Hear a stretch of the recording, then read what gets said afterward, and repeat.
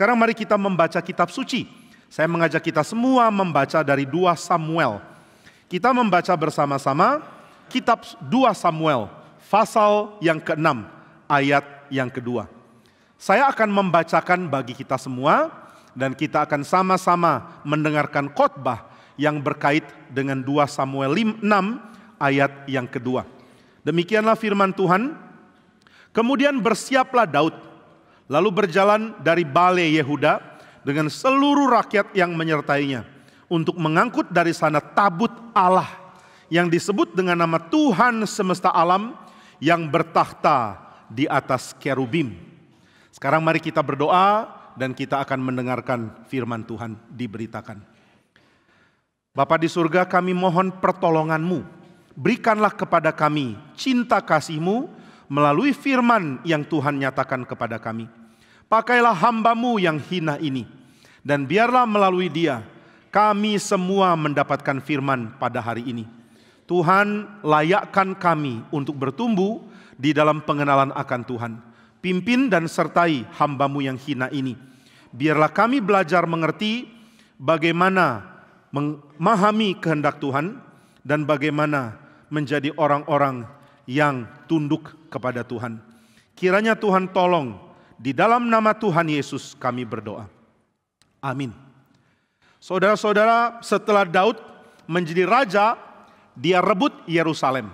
Setelah rebut di Yerusalem, Daud mulai pikir, sekarang aku adalah raja. Raja di Yehuda, raja di Israel, raja atas umat Tuhan. Nah, dia punya pengalaman sebelum dia jadi raja. Yang jadi raja adalah Saul. Lalu apa bedanya kerajaanku dengan kerajaan Saul? Daud pikir baik-baik. Dia tidak mau sembarangan menjadi raja. Waktu dia diberikan istri dari anaknya Saul, dia mengatakan, saya jadi menantunya raja, saya tidak layak. Saya ini orang hina. Saya tidak layak dapat kedudukan di istana raja. Jadi Daud sangat rendah hati. Dia bukan orang sombong. Dia bukan orang yang merasa layak dapat kondisi yang bagus. Dia bukan orang yang bilang, aku harusnya jadi raja. Aku tidak boleh cuma jadi tentara. Aku mau jadi raja. Dia tidak punya sifat seperti itu. Dia sabar mengikuti kehendak Tuhan. Dan dia puas dengan semua status, dengan semua keadaan yang Tuhan berikan kepada dia. Saudara-saudara, jangan jadi orang yang terus menghina anugerah Tuhan.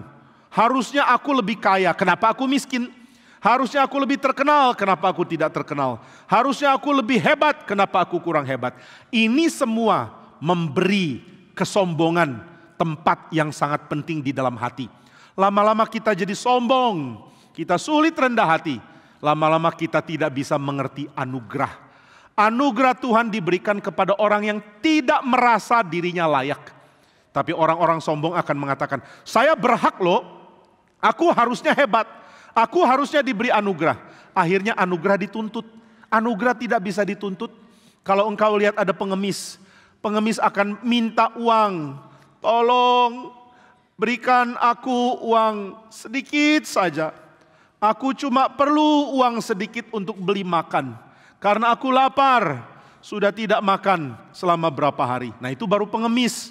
Tapi kalau ada pengemis minta uang dengan sombong. Hei, aku perlu 50.000. Hah? Kenapa kamu perlu 50.000? Karena aku mau makan. Oh, kenapa harus 50.000? Karena aku maunya rendang. Tidak boleh kurang dari itu. Aku minta uang. Aku mau makan makanan yang aku suka.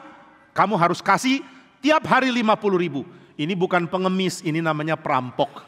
Nah, kita tidak bisa jadi perampok yang bilang, Tuhan, aku harus dapat berkat. Aku harus dapat anugerah. Aku harus jadi raja. Aku harus jadi orang hebat. Aku harus jadi orang kaya. Itu namanya orang sombong. Dan Tuhan tidak suka orang sombong. Mari hidup rendah hati di hadapan Tuhan.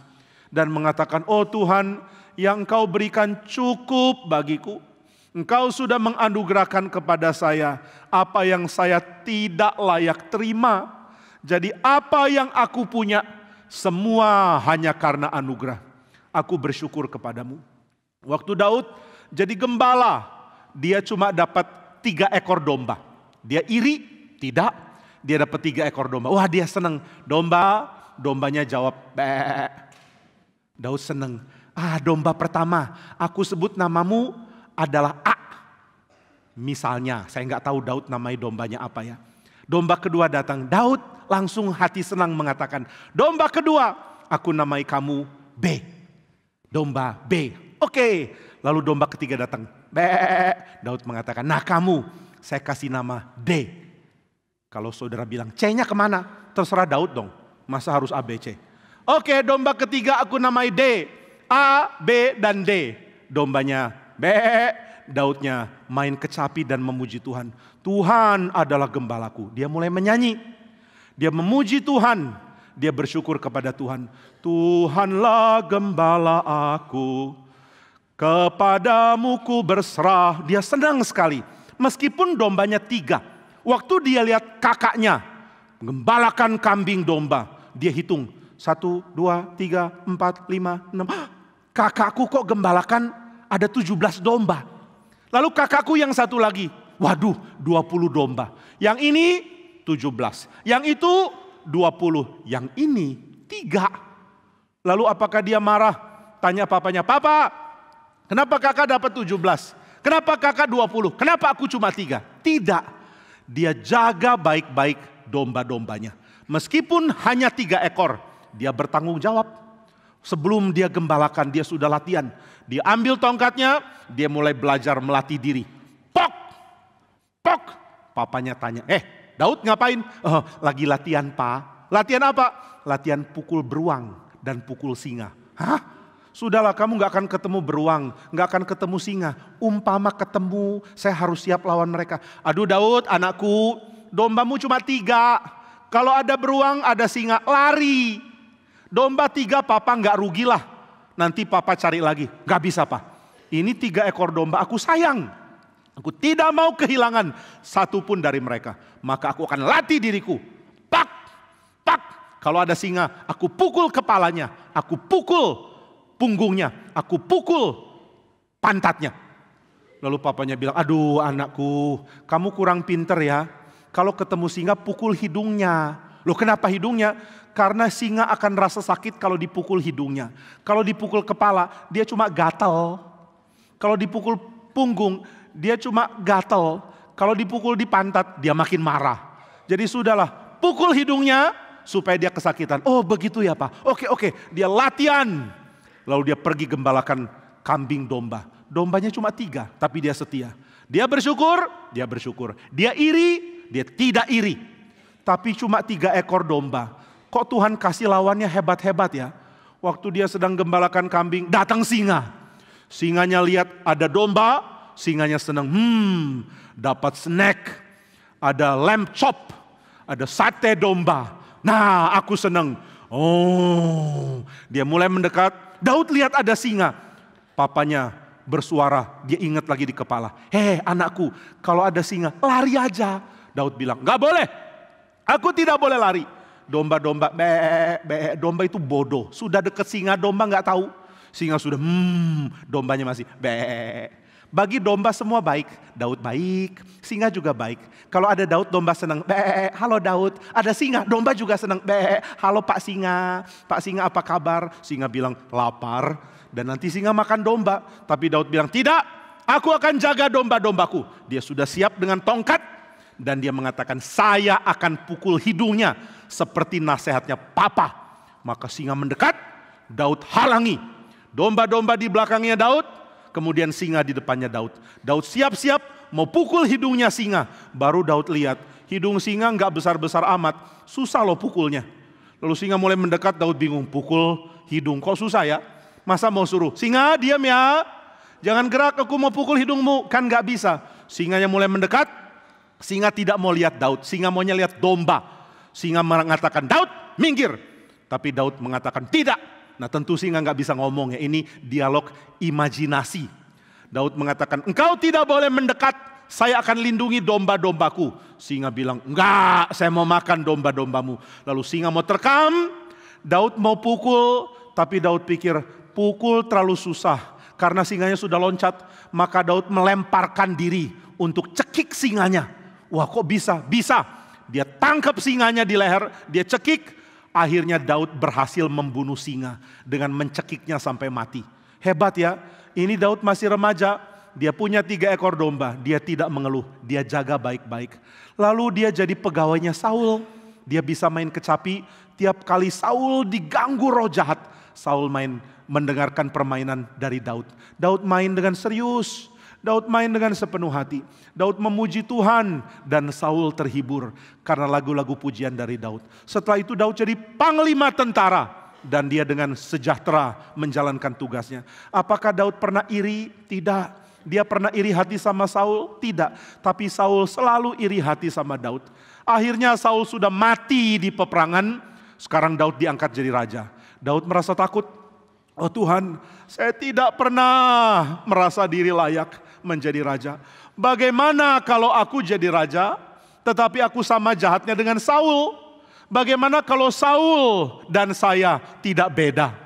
Bahaya ini, kalau saya jadi raja seperti Saul, saya bisa membahayakan Israel. Saya tidak boleh lakukan itu.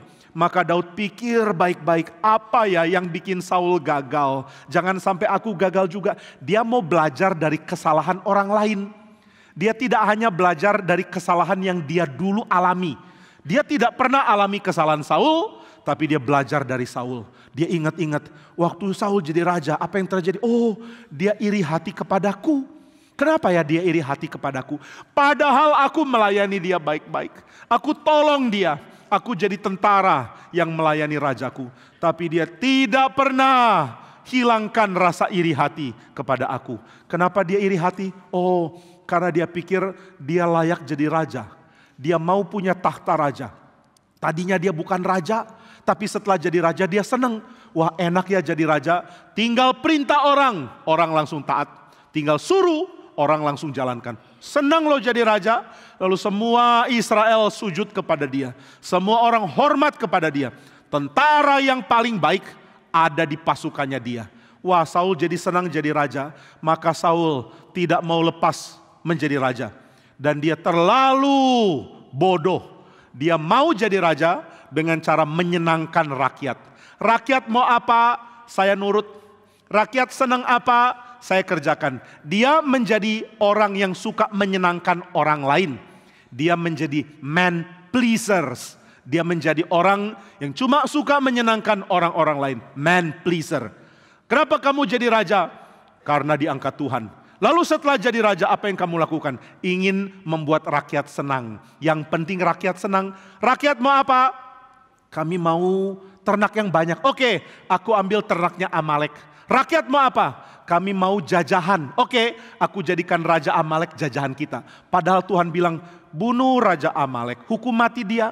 Lalu seluruh ternak harus dibinasakan. Tapi Saul tidak lakukan itu. Kenapa dia tidak lakukan itu ya? Karena dia mau menyenangkan hati rakyat. Nah, di sini Daud sadar, aku tidak boleh mau menyenangkan hati rakyat. Tapi Daud juga sadar, waktu Saul mau menyenangkan hati rakyat, dia menyenangkan hati rakyat demi dirinya, bukan karena dia peduli rakyatnya. Daud menyadari hal ini. Saul mau menyenangkan rakyat, tapi Saul tidak sayang rakyat. Aku tidak boleh seperti itu. Aku harus menyenangkan Tuhan dan aku harus menyayangi rakyatku. Aku harus sayang umat Tuhan. Aku harus sayang Israel. Inilah bedanya Daud dengan Saul. Saul mau menyenangkan Israel. Daud mau menyenangkan Tuhan. Apalagi bedanya? Bedanya adalah Saul tidak peduli Israel. Sedangkan Daud sayang sama Israel. Sayang tapi tidak berusaha menyenangkan. Itulah sayang yang benar. Orang tua kalau sayang sama anak sering akan bilang tidak kepada anak. Kalau anak bilang, "Papa, aku mau main sepeda." Ya silakan. "Aku tidak mau pakai helm." Harus. "Papa, aku gak suka pakai helm, main sepeda di jalan, kenapa mesti pakai helm?" Karena kepalamu dan aspal lebih keras aspal.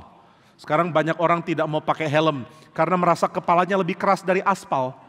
Soalnya dia keras kepala. Papa bilang aku keras kepala, guru bilang aku keras kepala. Ya sudah, berarti aku keras kepala, lebih keras dari aspal. Tapi benarkah ada orang kepalanya lebih keras dari aspal? Tidak. dijitak juga benjol. Kalau saudara jitak aspal, tanganmu yang berdarah. Jadi aspal lebih keras dari kepala. Akhirnya papa bilang ke anak ini, pakai helm. Aku cuma main sepeda kok, pakai helm. Aku nggak suka pakai helm. Kepalanya rasanya gatel panas, nggak peduli pakai helm. Papa nggak mau bikin aku senang ya? Nggak. Papa mau bikin kamu aman. Pakai helm. Akhirnya anak itu harus pakai helm biarpun dia tidak suka. Tapi papanya paksa karena papanya sayang anak ini. Demikian juga Daud. Daud sayang Israel. Tapi Daud tidak mau menyenangkan Israel. Saul tidak sayang Israel. Israel mau hancur terserah. Yang penting aku tetap jadi raja. Tapi dia menyenangkan Israel dengan pura-pura. Nah itulah bedanya. Maka Daud takut, bagaimana ya setelah aku jadi raja, aku sekacau Saul. Dulu aku tidak mau kacau. Tapi jangan-jangan setelah jadi raja aku jadi kacau. Dulu sebelum Saul jadi raja dia rendah hati kok. Tapi setelah jadi raja jadi sombong bukan main. Bagaimana dengan aku? Jangan-jangan setelah aku jadi raja aku jadi sombong. Maka dia minta tolong Tuhan berikan aku kesadaran supaya aku tidak sombong. Bagaimana caranya? Nah Daud menjadi sadar. Ini Tuhan yang berikan kesadarannya. Daud, ya Tuhan, tahu tidak apakah yang jadi tugas raja? Tidak Tuhan, aku orang bodoh. Tolong beritahu apa sih tugas raja? Raja adalah wakilku untuk menggembalakan umatku. Domba-dombaku, yaitu Israel, adalah domba-domba gembalaan raja yang aku angkat. Daud sadar, aku sudah dilatih jadi raja sejak aku jadi gembala domba. Karena dari remaja aku sudah gembalakan domba kok.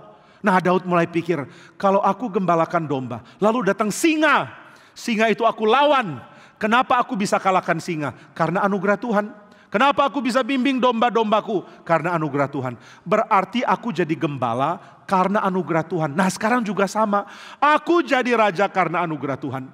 Berarti aku tidak boleh sombong. Lalu Tuhan ingatkan Daud. Tahukah kamu Daud? Kenapa aku angkat raja? Supaya aku dipermuliakan. Siapakah raja Israel?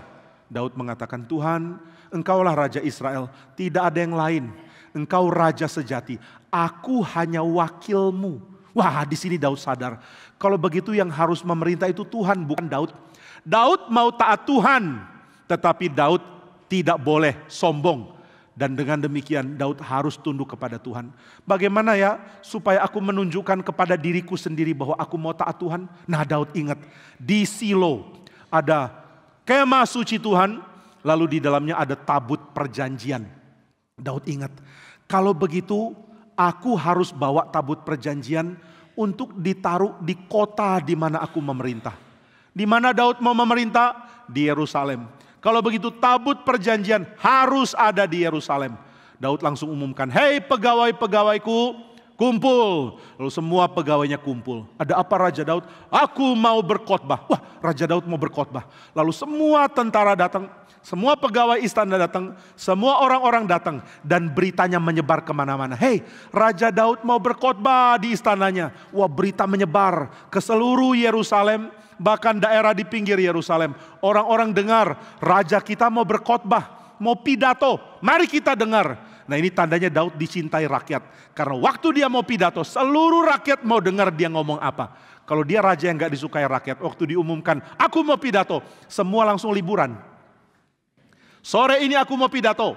Krik, krik, krik. Loh, pada kemana orang-orang? Maaf Pak, liburan. Maaf nenek saya sakit. Loh, kok kamu tahu sore ini nenekmu masih sakit? Nenekku belum sakit. Nanti sore pas Bapak pidato baru dia sakit. Jadi aku mau izin. Kamu mau kemana? Aku mau pergi keluar, mau liburan lagi. Kemarin baru liburan. Iya, tapi to be continued. Sekarang saya mau liburan part 2. Kamu mau kemana? Aku mau kunjungi adikmu. Katanya adikmu sudah mati. Iya, aku mau ikut mati bersama dia daripada dengar pidatomu. Nah ini kalau raja nggak disukai. Raja nggak disukai, rakyat nggak senang. Terpaksa dengar. Terpaksa menerima kata-kata raja yang tidak disukai. Tapi Daud disukai rakyat. Waktu Daud mengatakan, aku mau pidato menjelaskan tentang rencanaku ke depan. Wah, semua rakyat berbondong-bondong datang. Dari yang muda sampai yang tua. Yang kaya sampai yang miskin. Orang-orang tua datang. Mereka ingin dengar raja kita mau bicara apa ya. Orang-orang muda juga datang. Lalu ditanya, kenapa kamu datang? Oh, aku dengar-dengar ya. Daud itu ahli puisi. Daud itu pintar berpidato. Dia kalau ngomong kata-katanya indah sekali. Waktu dia bicara Tuhan pun senang. Tuhan aja senang apalagi kita. Maka rakyat semua dengar dia mau bicara apa. Kita mau tahu dia mau bicara apa. Maka Daud berdiri di depan istananya dan dia kaget. Rakyatnya banyak amat. Hei rakyatku. Wah, semua rakyat menjawab, ya raja, kami mau mendengar. Suara mereka bagaikan suara gelombang laut yang besar. Karena mereka ada banyak sekali. Lalu Daud mulai pidato. Di Israel tidak ada raja. Wah, rakyat kaget. Tuhan, engkaulah raja. Daud raja kami. Daud raja kami. Mereka semua ribut bilang Daud raja kami. Tapi Daud pakai kode dengan tangan. Diam. Lalu semua langsung tenang, langsung diam. Karena mereka mau dengar, Daud mau bicara apa ya? Masa kami nggak boleh bilang dia raja? Nah, ini pendengar-pendengar di Israel, mereka sangat responsif. Daud bicara apa? Mereka berespons. Daud bicara apa? Mereka reply. Mereka konsentrasi baik-baik dengar. Mereka mau tahu setiap kata yang Daud katakan. Mereka tidak arahkan mata ke tempat lain. Jangan kayak saudara yang terus main HP. Bukan lihat pengkhotbah dan dengar, malah lihat apa yang benda di tanganmu mau katakan yang dangkal-dangkal. Nah, Israel enggak seperti itu. Mereka dengar. Dan Daud mengatakan, tidak ada raja di Israel selain Allah. Coba lihat tahtaku ada di mana? Tahtaku ada di bumi. Tapi tahta Tuhan itu ada di langit. Bahkan di langit yang mengatasi langit. Di atas kepala kita ada cakrawala. Di atas cakrawala ada langit. Di atas langit ada tahta Tuhan. Jadi tahta Tuhan itu di langit lapisan yang ketiga. Wah, semua rakyat kagum karena Raja Daud sangat mengerti hal-hal ini. Tahta Tuhan bukan di atas kursi, bukan di atas istana, bukan di atas singgasana, tapi di atas kerub. Wah, semua rakyat kagum, tapi banyak rakyat nggak tahu apa itu kerub. Maka beberapa rakyat angkat tangan.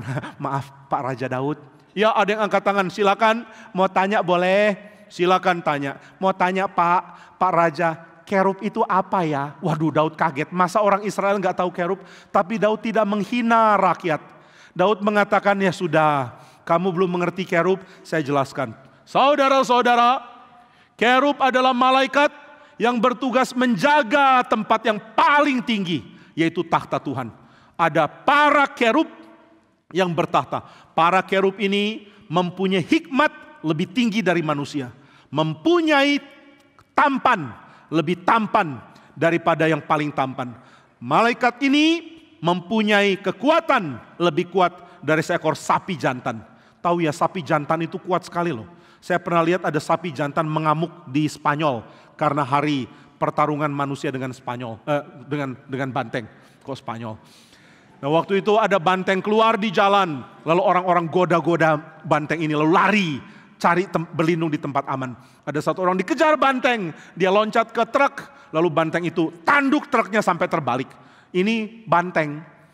Ini banteng yang asli ya. Bukan banteng. Ya pokoknya ini banteng asli.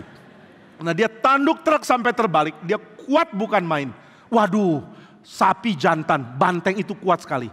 Nah, Daud mengatakan, kerub lebih kuat daripada banteng.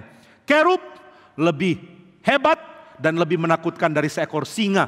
Kerub lebih anggun jalannya daripada Raja Wali. Maka kerub adalah ciptaan Tuhan yang sangat mulia. Malaikat yang sangat hebat. Di badannya itu ada banyak alat musik.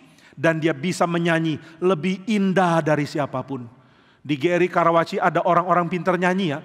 Kalau mereka nyanyi suaranya merdu, bikin kita minder mau nyanyi. Waktu kita nyanyi nadanya miring-miring. Waktu mereka nyanyi, kepala kita yang dengar yang miring-miring. Saking kagumnya. Jadi ada orang-orang pinter nyanyi. Tapi kalau kerub nyanyi, wah yang paling pinter nyanyi pun kalah. Yang jago nyanyi sampai konser di ASJ. Kalau dengar kerub nyanyi, langsung tutup mulut lalu malu. Aduh, suaraku jelek. Hah? Suaramu jelek? Suaramu bagus dibandingkan suaraku. Aku nyanyi di gereja kurang bagus. Aku nyanyi di kamar mandi lebih parah lagi.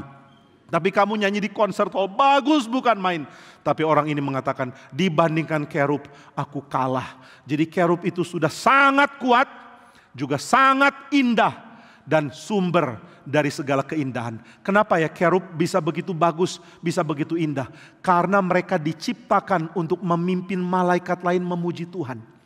Mereka memimpin seluruh malaikat memuji Tuhan. Di dalam cerita dari Alkitab, kerub ada banyak. Tapi ada satu yang paling hebat, ternyata dia berkhianat. Inilah yang nanti jadi iblis. Kerub yang harusnya memuji Tuhan, dirinya mau dipuji. Kerub yang harusnya sujud kepada Tuhan, dirinya ingin malaikat lain sujud sama dia. Akhirnya Tuhan buang dia dan dia menjadi penantang, sang penantang, yaitu iblis. Jadi iblis sebelum jatuh dalam dosa adalah kerub, salah satu dari para kerub, yaitu kerubim yang ada di dalam surga. Nah, kerub begitu indah, begitu agung, tapi Tuhan lebih tinggi dari kerub. Tuhan bertahta di atas para kerub, kerub yang mempunyai kekuatan seperti binatang paling kuat, mempunyai kepintaran lebih dari manusia, mempunyai keindahan lebih daripada keindahan siapapun. Tapi mereka harus menyembah Tuhan. Tuhan ditinggikan. Maka Daud mengatakan, kalau Tuhan ditinggikan oleh para kerub, saya ini bukan siapa-siapa. Saya bukan siapa-siapa. Semua rakyat kaget karena raja mereka rendah hati sekali. Ini raja yang hebat. Daud adalah raja yang hebat berperang. Di dalam catatan Alkitab, Daud tidak pernah mengalami kekalahan perang. Belum pernah ada orang seperti Daud. Yang dekat dengan Daud adalah seorang namanya Alexander Agung. Alexander Agung pernah melakukan peperangan, semua peperangan dia bisa menangi. Ada satu yang dia gagal. Ketika dia berusaha menyerang India, dia gagal dan dia mesti dipukul mundur meskipun tidak kalah. Jadi Alexander Agung pernah mengalami kegagalan di dalam mencaplok sebuah kerajaan. Tapi Daud tidak. Daud tidak pernah kalah berperang. Maka yang ada menjadi raja Israel adalah salah satu panglima terkuat di dalam sejarah manusia. Dia adalah pemimpin perang, ahli perang yang paling baik sepanjang sejarah. Sekarang dia jadi raja. Dan dia mengatakan, saya bukan siapa-siapa. Aku hanya boleh bertakhta mewakili Tuhan. Firman Tuhan bukan perkataanku yang harus kamu dengar. Jadi Daud mengajak seluruh Israel untuk sujud kepada Tuhan. Maka dia mengumumkan, hai rakyatku, mari kita adakan perayaan besar. Wah, semua senang. Ayo Raja Daud, kita rayakan perayaan besar. Perayaan apa ya? Ulang tahun raja? Bukan ulang tahunku. Perayaan apa kalau begitu? Oh, aku tahu. Kamu ingin kami mengadakan perayaan kemerdekaan Israel. Begitu? Bukan kemerdekaan Israel. Lalu perayaan apa? Perayaan tabut perjanjian masuk ke Yerusalem. Hah? Tabut perjanjian mau dipindah? Ya, tabut perjanjian harus ada dekat istanaku. Kenapa ya Tuanku Raja? Karena yang memerintah adalah Tuhan, bukan saya. Hari itu tahulah rakyat Israel bahwa Daud adalah raja yang sangat-sangat baik karena dia mau tunduk sama Tuhan. Maka dia kumpulkan orang-orang, dia mengatakan, mari kita berpesta, mari kita jalan, ambil tabut perjanjian lalu bawa ke Yerusalem. Wah, rakyat banyak mengikuti Daud. Kemudian Daud juga pergi. Ketika akhirnya tabut perjanjian diangkat, Daud mengatakan, taruh di atas gerobak, ditarik oleh sapi. Ditarik oleh sapi. Ini adalah cara orang Filistin memindahkan dewa-dewa mereka. Ini cara dipakai oleh Daud. Karena Daud masih kurang pinter.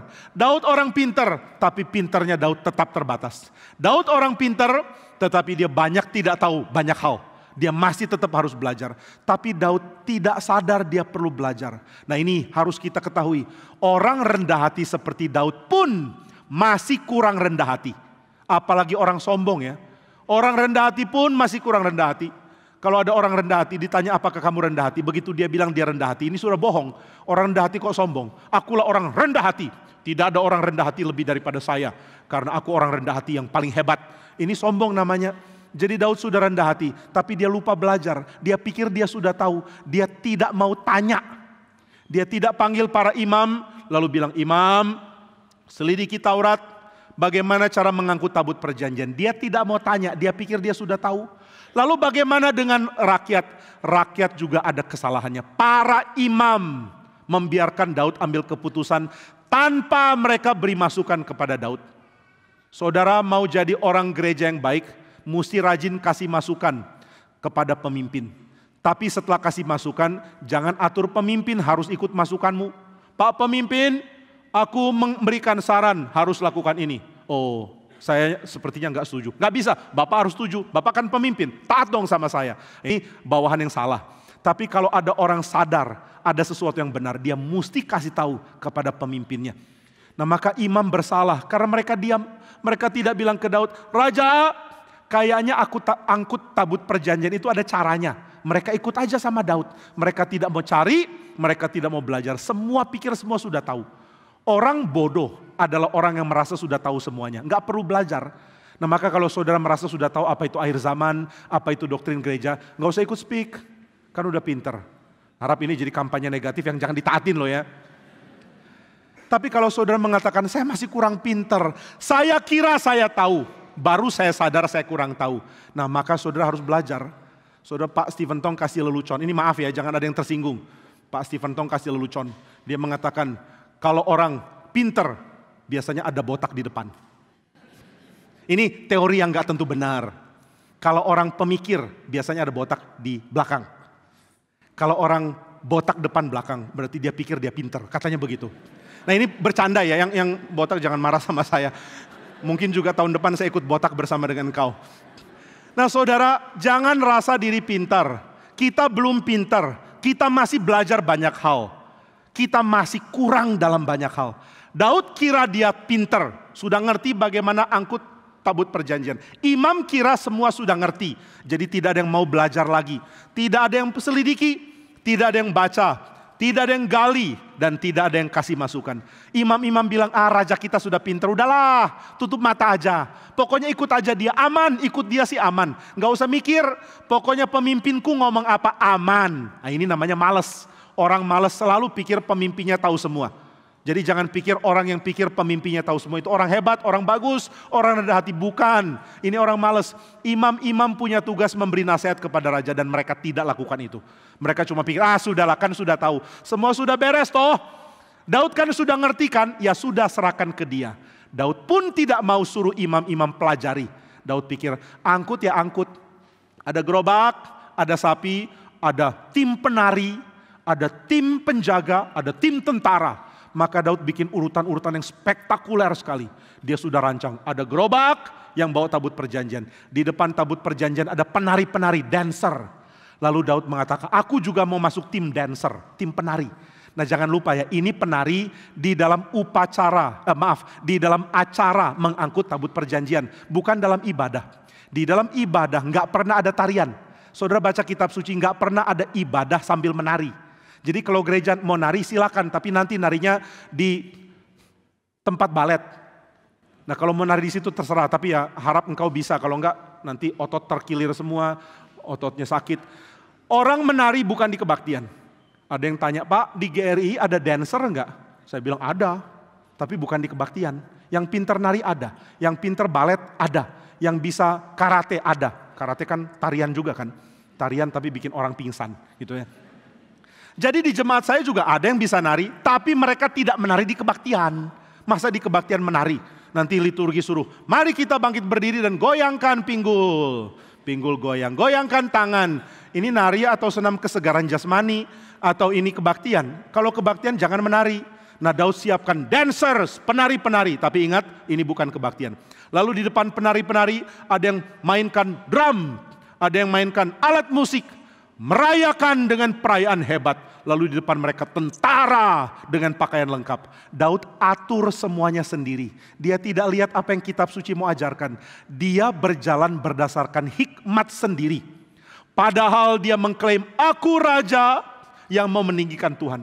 Nah ini jadi pelajaran untuk kita. Orang yang mau berkomitmen ikut Tuhan, tetap harus menjaga dirinya. Jangan pikir sudah aman. Aku kan Raja Daud. Aku mau komitmen ikut Tuhan. Semua yang aku pikir pasti aman. Salah. Dia lakukan kesalahan fatal dengan rancang semuanya berdasarkan pikiran sendiri. Bukan berdasarkan kitab suci. Maka dia atur semua dan Tuhan marah. Ini gak boleh terjadi. Karena kalau ini terjadi orang akan anggap Tuhan diwakili oleh tabut. Dan tabut perjanjian mirip dengan berhala Filistin. Kalau tabut perjanjian mirip dengan berhala Filistin, maka upacara dan prosesi ini adalah prosesi yang berbahaya. Loh, kenapa bahaya? Karena bikin orang pikir Tuhan sama dengan berhala Filistin. Lama-lama ibadah kepada Tuhan akan sama dengan ibadah kepada berhala Filistin. Mirip dengan banyak gereja lakukan kesalahan ini. Oh, kita sudah pinter kok. Kita sudah tahu atur tata ibadah. Kita sudah ahli. Tapi ibadahnya mirip dengan konser pop yang ada di Jakarta International Stadium atau dimanapun. Konser pop kok mirip, kebaktian kok dibikin mirip dengan konser musik. Itu bukan kebaktian, tapi banyak gereja tidak sadar. Daud pun tidak sadar, tapi Tuhan tahu. Kalau ini terjadi, nanti orang akan salah mengenal Tuhan. Dan akhirnya penyembahan berhala jadi banyak sekali di Israel. Maka Tuhan mau tegur Daud. Bagaimana cara Tuhan tegur Daud? Dengan waktu upacara berjalan. Ketika tabut perjanjian sudah diangkut, waktu itu Daud nari dengan sekuat tenaga. Alat musik memainkan karya musik yang luar biasa megah. Tam tram tara tadam tadam tram tadam tradadam tam tram tam tram ta tadam tadam tam tada tada tadam tadam. Lalu ada sapi kepleset. Kok bisa ya? Sapi bisa kepleset loh. Dia lagi jalan, kepleset. Lalu waktu sapi jatuh kepleset, gerobaknya miring. Sudah gerobaknya miring, tabut perjanjian sudah mau jatuh. Di situ ada seorang pegawai penting dari istana, namanya Uza. Uza lihat tabut mau jatuh, dia langsung pegang. Nah ini dilarang. Di dalam kitab suci, tabut perjanjian adalah pernyataan kehadiran Tuhan. Dan pernyataan kehadiran Tuhan tidak boleh disertai manusia. Karena belum ada penebusan, Kristus belum datang. Jadi gak boleh ada manusia menyentuh tabut perjanjian. Tapi Uza gak ngerti. Yang ikut ibadah tidak tentu ngerti ibadah. Yang ikut prosesi gak tentu ngerti prosesi. Yang ikut upacara ini gak tentu ngerti yang Tuhan mau. Jadi saudara, mari belajar cari tahu apa yang Tuhan mau. Engkau ditugaskan jadi liturgis, coba pikir kira-kira jadi liturgis itu bagaimana caranya. Yang ditugaskan jadi pemusik di gereja, coba pikir apa sih musik yang menyenangkan Tuhan. Bagaimana ibadah harusnya diatur di dalam musik yang benar. Yang menjadi pengkhotbah mesti pikir, khotbah itu harus seperti apa untuk diperkenan oleh Tuhan. Ini tidak diperhatikan Daud, ini tidak diperhatikan Uza, ini tidak diperhatikan oleh orang-orang yang ikut. Maka setelah tabut mau jatuh, Uza pegang. Saat itu dia langsung mati. Langsung semua upacara berhenti. Yang tadinya main musik langsung berhenti. Tom tram tatrat, diam. Semua kaget. Loh, kok Uza mati? Dan Daud kaget melihat itu. Dia sedih sekali, aku kenal orang ini. Langsung dia lihat ke Tuhan, dia marah. Dia mengatakan, Tuhan, kenapa engkau hukum mati anak buahku? Salah apa dia? Daud masih belum ngerti. Maka Daud marah sama Tuhan. Dia berhentikan ini dan dia mengatakan, saya nggak mau lanjut. Kenapa Tuhan gak setuju saya? Saya sudah berusaha menjadikan Tuhan segalanya. Dia masih gak setuju saya. Daud waktu itu makin kacau. Dia jatuh di dalam dosa. Dia tidak perhatikan cara Tuhan. Dan dia mengotot menang dari Tuhan. Maka dia berhentikan semuanya. Dia mau pulang ke Yerusalem. Lalu umatnya tanya, Tuhan, tabut perjanjian bagaimana? Titip ke orang dekat situ. Titip. Masa ini barang bisa dititip? Uza aja pegang mati. Apalagi dititip, siapa yang mau? Akhirnya mereka tanya-tanya, permisi, ada apa? Raja mau titip barang? Boleh? Oh boleh, barang apa? Tabut perjanjian. No! Gila lu, masa tabut perjanjian taruh sini? Gak mau. Wah semua orang takut. Permisi, ada apa? Boleh titip barang, Raja Daud mau titip barang. Barang apa? Tabut perjanjian. Saya maaf, gak ada orang, lagi liburan. Waduh semua menolak, tapi ada satu yang mau. Akhirnya tabut perjanjian dititip ke situ. Lalu orang tanya sama Raja Daud yang sudah mau pulang ke Yerusalem. Tuhan, kenapa? Enggak. Saya marah sama Tuhan. Kenapa marah? Karena Tuhan matikan orang yang saya sayang. Anak buahku, salah apa sih aku? Tuhan, kalau Tuhan marah, masa engkau gak ada salah? Engkau kan kenal Tuhan. Masa sih Tuhan marah tanpa alasan? Iya juga ya. Nah Daud mulai pikir, saya salah. Tuhan gak mungkin marah tanpa alasan. Maka Daud mulai bertobat. Dia datang ke Tuhan dan mengatakan, Tuhan, jika engkau marah berarti aku ada salah. Mohon saya bisa menyelidiki kesalahan saya. Mohon beri aku waktu untuk tunggu. Maka Daud menyelidiki, Daud panggil imam-imam. Imam-imam, coba tolong selidiki. Bagaimana tabut perjanjian harusnya dipindahkan. Mereka selidiki dan mereka bilang, oh ternyata ada caranya di Taurat. Wah celaka, Daud baru tahu. Ternyata aku pakai cara Filistin. Padahal Tuhan sudah pakai cara Tuhan untuk aku tabut perjanjian. Waduh aku sudah bersalah sama Tuhan. Daud minta ampun, Tuhan ampuni aku yang marah kepadamu. Tuhan belum jawab. Maka Daud mengatakan, Tuhan jika engkau marah aku mau sabar menunggu. Sampai engkau tidak marah lagi. Baru aku akan bertindak. Mengangkut tabut perjanjian pakai caramu. Tapi aku mau tunggu waktumu Tuhan. Aku selalu taat dan tunggu waktumu. Tapi kali ini aku salah. Aku pakai waktu sendiri, aku pakai cara sendiri untuk angkut tabut perjanjian. Aku tidak mau seperti itu. Aku menyesal dan sekarang menunggu waktu engkau mengampuni saya. Inilah yang Daud lakukan. Daud rendah hati, tapi rendah hati tidak bisa membuat kita tidak waspada. Hati-hati ya, saudara orang Kristen yang baik, saudara orang Kristen yang setia sama Tuhan. Jangan tidak waspada, jangan tidak mengawasi diri. Dosa sudah mengintip. Di saat engkau merasa paling aman, di situ dosa akan menggerogoti engkau dan menghancurkan engkau. Daud kondisinya sangat baik, jadi raja, jadi seorang yang didengar rakyat, dan jadi seorang yang berkuasa. Dan dia punya motivasi baik, ingin meninggikan Tuhan. Tapi dari situ dia tidak menyelidiki apa yang Tuhan mau. Mari jadi orang yang berjaga-jaga. Mari senangkan hati Tuhan dengan terus berjaga-jaga. Jangan lalai, jangan anggap diri jauh dari dosa, jangan anggap diri kuat. Kiranya Tuhan menolong kita. Nanti di bulan depan kita akan lihat bagaimana Tuhan akhirnya memberkati Daud di dalam usaha memindahkan tabut. Tapi hari ini sampai di sini, jadi hari ini endingnya menggantung ya. Kalau sudah bilang, aduh penasaran kok begini endingnya, nanti bagaimana? Ikuti yang bulan depan. Bulan depan kita lanjutkan memindahkan tabut perjanjian ke Yerusalem. Kiranya Tuhan memberkati kita, mari kita berdoa. Bapa di surga, kami bersyukur karena hari ini kami diingatkan bahwa Allah kami bertakhta lebih tinggi dari siapapun. Dan kami harus merendahkan diri di hadapan Tuhan. Tapi kami juga belajar satu fakta yang sangat menakutkan. Bahwa di dalam kondisi sedang merendahkan diri pun, Daud punya bagian yang akhirnya dikuasai oleh dosa dan dimanfaatkan oleh iblis. Tuhan kami mohon, kami tidak menjadi sombong dan merasa diri sudah aman. Biarlah kami peka dan berjaga-jaga, supaya si jahat tidak menipu kami dan kami jatuh ke dalam dosa. Tolonglah kami ya Tuhan, berkati hidup kami dengan hati yang mau hidup kudus dan peka terhadap dosa. Di dalam nama Tuhan Yesus yang akan menolong kami keluar dari dosa-dosa kami, kami sudah berdoa. Amin.